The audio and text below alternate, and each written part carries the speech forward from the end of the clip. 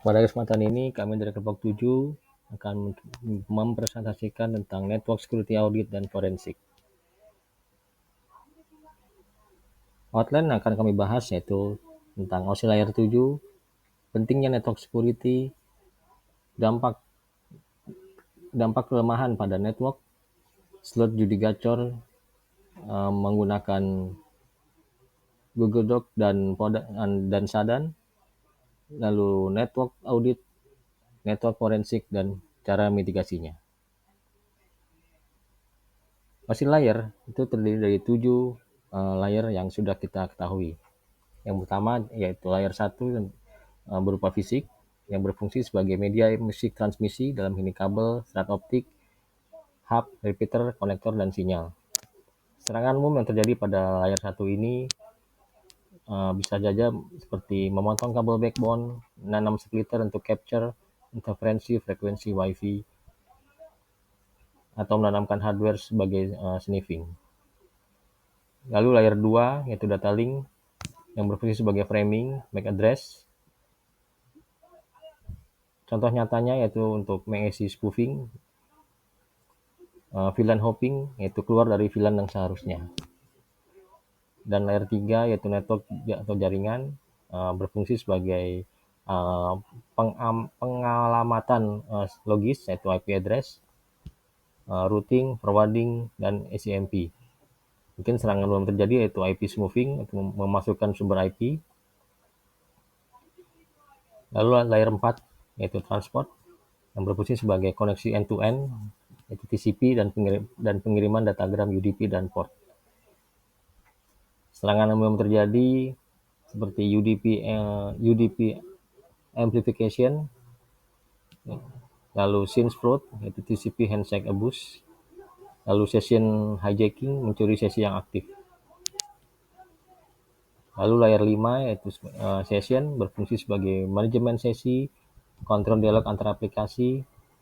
Dengan serangan web yang terjadi, contohnya session hijacking atau takeover, yaitu mencuri cookies atau session ID. Layer 6 yaitu presentasi yang berfungsi sebagai format atau encoding data, enkripsi atau dekripsi, dan kompresi. Serangan web yang terjadi, misalnya protokol downgrade, yaitu memaksa penggunaan enkripsi yang lemah. Dengan layer 7 yaitu aplikasi, layer terakhir berfungsi sebagai interface aplikasi ke pengguna. Serangan web yang terjadi misalnya SQL injection, injeksi query di database, authentication atau authorization bypass. Sedangkan untuk contoh nyata dari penyerangan itu terjadi pada di layer 3 dan layer 4. Contohnya yaitu menggunakan Google Doc. Google Doc yaitu teknik pencarian yang canggih dengan menggunakan query tertentu di dalam Google. Dengan Google Doc ini, penyerang bisa menemukan file yang tidak aman, seperti halaman login admin atau database yang tidak sengaja terekspos. Misalnya dengan query file type -2 SQL password, bisa ditemukan file database yang berisi password. Teknik ini bisa disalahgunakan, tapi di sisi lain juga bermanfaat untuk auditor dalam mendeteksi kelemahan. Shodan adalah search engine khusus untuk perangkat yang terhubung ke internet. Kalau Google mengindeks website, Shodan itu mengindeks perangkat seperti CCTV, router, server, atau IoT yang lain. Misalnya kita bisa menemukan kamera yang tidak diamankan dengan baik, atau server ADP yang terbuka tanpa password yang kuat. Dengan kata lain, Shodan memudahkan kita untuk melihat peta perangkat yang rentan.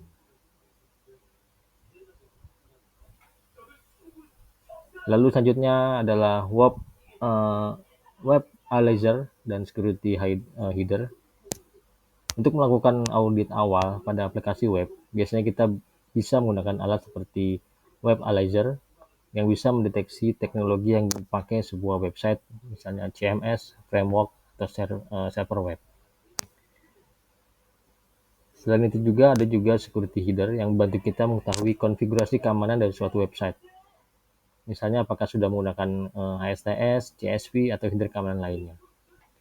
Dari sini kita bisa menilai apakah sebuah website sudah cukup aman atau belum. Selanjutnya, presentasi selanjutnya akan dilanjutkan oleh teman kami dari Mas Dava. Silahkan. Kita masukkan network security jadi ini punya tiga manfaat utama. Yang pertama itu adalah untuk perlindungan data sensitif, yaitu untuk mencegah akses tidak sah ke tidak penting. Lalu juga yang kedua, pertahanan terhadap serangan cyber. Network security ini bisa jadi perisai pertama dalam menghadapi ancaman cyber. Lalu yang ketiga, untuk kontinuitas bisnis. Dengan network security operasional, perusahaan bisa tetap berjalan lancar. Dan perlu diingat, tidak ada satupun sistem yang 100% aman. Jadi, keamanan jaringan itu harus terus dijaga. Jenis network security itu ada beberapa. Yang pertama ada firewall, yang berfungsi sebagai gerbang pengatur lalu lintas data. Kedua, antivirus. Ini untuk melindungi perangkat dari malware dan program berbahaya. Ketiga, ada VPN, untuk menjaga kerahasiaan data saat kita mengakses jaringan publik. Lalu ada yang keempat, ada enkripsi data, itu untuk memastikan data hanya bisa dibaca oleh pihak yang berhak atas data tersebut. Lalu ada IDS atau IPS, ini adalah sistem yang mendeteksi dan mencegah serangan dari jaringan. Dan yang terakhir itu ada network monitoring, ini untuk pemantauan jaringan secara terus-menerus untuk mendeteksi aktivitas yang mencurigakan. Security ini memberikan banyak manfaat. Pertama, untuk membantu mengurangi risiko kerentanan, sehingga sistem lebih sulit untuk dieksploitasi. Yang kedua adalah untuk mampu mencegah serangan DDoS yang bisa melumpuhkan layanan kita. Lalu yang ketiga ada untuk melindungi reputasi organisasi, karena serangan keamanan sering berdampak langsung pada kepercayaan publik. Dan yang terakhir itu adalah untuk membantu mencegah serangan hacking yang bisa merugikan secara finansial maupun operasional. Lalu selain tools yang sudah kita bahas sebelumnya, ada juga langkah-langkah tambahan dalam network security. Yang pertama itu adalah untuk melakukan pentest secara berkala, yaitu pengujian penetrasi untuk mengetahui celah keamanan sebelum dimanfaatkan oleh pihak luar. Yang kedua, VA atau Vulnerability Assessment, yang fokusnya untuk mengidentifikasi dan mengevaluasi kelemahan dari sistem. Lalu yang ketiga adalah Threat Intelligence, yaitu pengumpulan dan analisis informasi ancaman agar kita bisa lebih siap menghadapi serangan yang mungkin datang. Dengan kombinasi langkah-langkah ini, keamanan jaringan biasanya bisa lebih terjaga walaupun tetap tidak ada sistem yang sepenuhnya aman. Lalu kita masuk ke dampak kelemahan dari network security.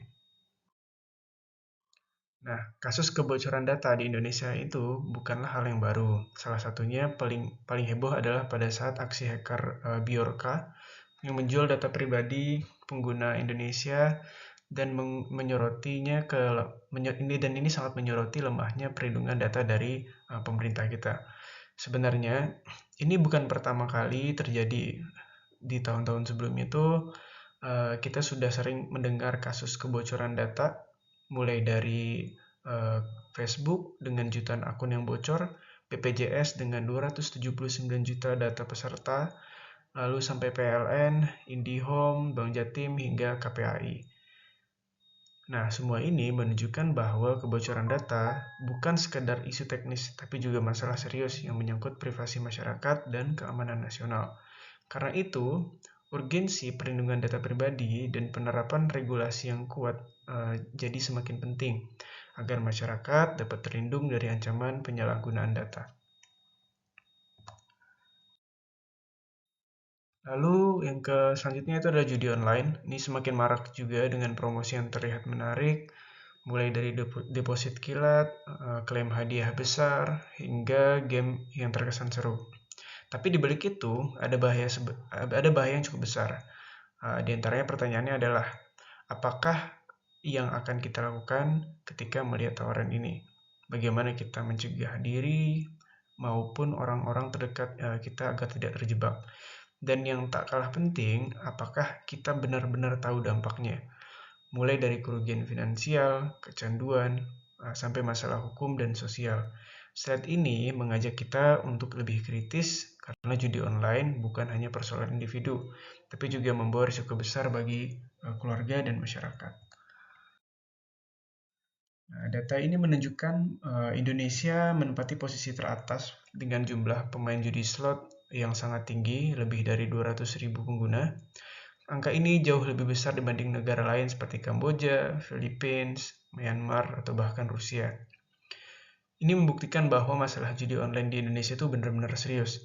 Dampaknya pun tidak main-main, banyak kasus perceraian terkait judi online, munculnya kecanduan yang memicu stres dan depresi, serta kerugian finansial yang bisa membuat keluarga bangkrut. Bahkan tidak sedikit yang terjerumus ke tindak kriminalitas demi mendapatkan uang untuk berjudi. Karena dari itu, jika sudah terjebak dari kecanduan judi online, sangat penting untuk mencari pertolongan.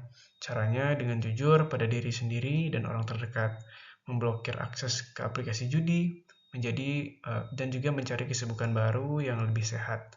Dan jangan ragu untuk meminta bantuan profesional. Ini bukan hanya soal individu, karena ini juga menyangkut dengan ketahanan keluarga dan masyarakat.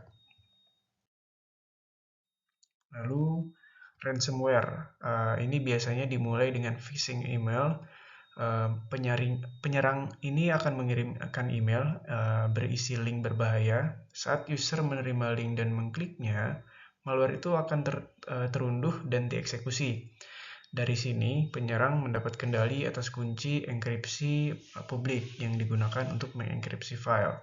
Setelah itu, di komputer korban akan terenkripsi dan muncul layar peringatan ransomware. Nah, penyerang kemudian menuntut tebusan biasanya dalam bentuk mata uang digital seperti Bitcoin. Nah, jika tebusan dibayar, ada kemungkinan penyerang memberikan kunci dekripsi agar file bisa dipulihkan. Tapi perlu diingat juga, tidak ada jaminan bahwa file akan benar-benar dikembalikan. Karena dari itu, pencegahan sangat penting, mulai dari melatih pengguna agar tidak mudah klik link mencurigakan, sampai menyiapkan backup data yang aman. Sekian, terima kasih dari kelompok kami. Wassalamualaikum warahmatullahi wabarakatuh.